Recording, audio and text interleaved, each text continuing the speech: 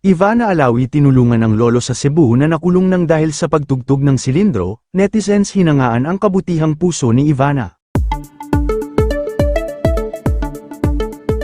Naantig ang puso ng buong bansa matapos mag-viral ang kwento ng 68 anyos na harmonica player na si Lolo Ireneo Vidal. Siya ay inaresto at ikinulong ng 7 araw sa Cebu City dahil umano sa pamamalimos.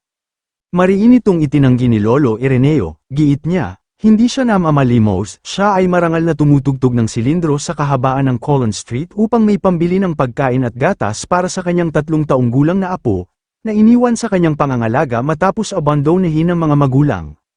Nang makarating ang balitang ito sa aktres at vlogger na si Ivana Alawi, hindi lang basta tulong pinansyal ang kanyang ipinadala, personal siyang lumipad patungong Cebu upang personal na bisitahin si Lolo Ireneo sa munti nitong tahanan. Bago pa man ang emosyonal na pagkikita kay Lolo Ireneo, nagbahagi muna si Ivana ng saya sa mga residente ng Cebu sa pamamagitan ng pamimigay ng mga cellphone at cash. Ang hakbang na ito ay patunay lamang na hindi pinipili ni Ivana ang kanyang tinutulungan, likas sa kanya ang maging bukas palad sa mga nangangailangan.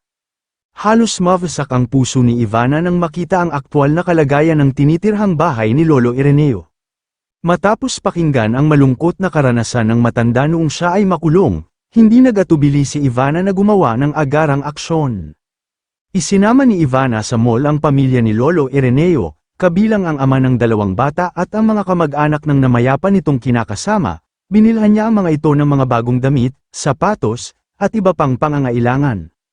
Dahil mahina na ang katawan ni Lolo Ireneo, si Ivana na mismo ang matiyagang pumili at nagbitbit ng mga damit at school supplies para sa mga apo ng matanda. Dinala rin niya si Lolo sa supermarket kung saan pinuno nila ang mga kariton ng mga dekalidad na pagkain, supply ng gatas, at mga pang-araw-araw na pangangailangan ng mga bata. Hindi rito nagtatapos ang pagkalinga ni Ivana, plano niyang ipaayos ang sirang bahay ni Lolo Ireneo, bilhan ito ng mga bagong kagamitan, at itayo sila ng isang panimulang tindahan upang magkaroon ng sustainable na kabuhayan ang pamilya.